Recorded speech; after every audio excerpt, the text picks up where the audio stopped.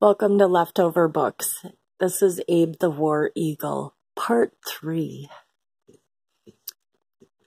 Abe's death. One winter day in 1881, a fire was started in a room near Abe. The material burned, made a very suffocating smoke. Abe gave the alarm. He was rescued, but never seemed well thereafter. And on March 26, 1881, expired in the arms of his keeper. When the soldiers of the Eagle Regiment learned of his death, they felt they had lost a beloved comrade. Major W. J. Dawes of the Eagle Regiment said, quote, "He was a bird only, but he was the embodiment of a principle, a companion of our service, which was a good deal. And there will be a great many wet eyes when the news of his death reaches the survivors of the 8th Regiment." End quote. A desire prevailed among the soldiers to have Abe buried with military honors and a handsome monument erected to his memory, but they yielded to the desire expressed by many to have his form preserved, to be looked at by future generations. Thereupon it stands fixed to a neat perch in an expensive case in the War Museum at Madison, Wisconsin. As we look at this warrior bird, we are not unmindful of those who gave it. To bear aloft the living national emblem for 3 years in the many battles with the knowledge that it drew the heaviest fire of the enemy was no less than heroic. From the day Company C started to the front with colors and eagle side by side, till Captain Victor Wolfe, in behalf of the survivors of the company, placed their famous and valuable War Eagle in the keeping of their own great state, their conduct was noble and truly patriotic. The history of that eagle reflects honor on every patriot who served his country, and the pride of all who love and revere our flag and the national emblem. The same loyalty and heroism exhibited by Company C prevailed throughout the whole Union Army. May a knowledge of these facts lead us to higher appreciation for their services and foster the love of our country. Okay. So we also have this very little addition from Mrs. Mary A. Livermore, Melrose, Massachusetts, November 16th, 1901. My dear Mr. Nelson, I have read your little booklet concerning Abe, the War Eagle, with much pleasure. It has revived old memories and brought to my recollection many events pertaining to the war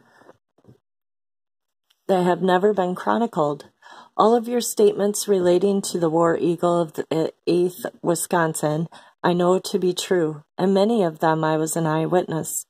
His perfect comprehension of Army orders and movements was always a wonder to me. Before he had been a year in the service, he would give heed directly to the order, "Attention, battalion," turning his head obliquely to the front with his eye fixed on the commander. He would listen and promptly obey every order, all the while noting time very carefully. At the Battle of Farmington, the rain of Minnie balls was so murderous that the men were ordered to lie down on the ground for protection. On the instant, Abe flew from his perch, flattened himself on the ground, and remained there until the men rose, when with outspread wings he flew back to his place of peril on his perch, and remained there until the battle ended. I like to remember how the War Eagle helped the women of Chicago, where I lived for many years, in their work for great sanitary fair for the benefit of the sick and wounded soldiers. A Chicago publisher offered pictures of Abe to the children to sell for the increase of the fair treasury. If a child sold one picture for 10 cents, it made him a private in the Army of the American Eagle. $1's worth gave him the rank of corporal. $10 conferred the rank of captain. $100 that of colonel, and $400 worth of pictures sold by a child made him a major general. The plan took with the children, and they went into it with a will.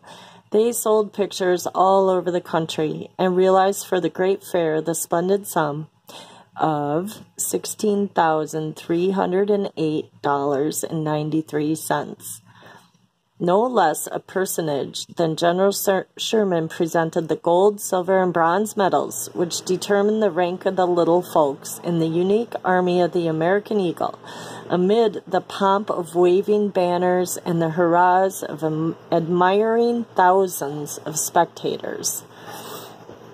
I'm glad that the sons of veterans are seeking to perpetuate the memory of the War Eagle.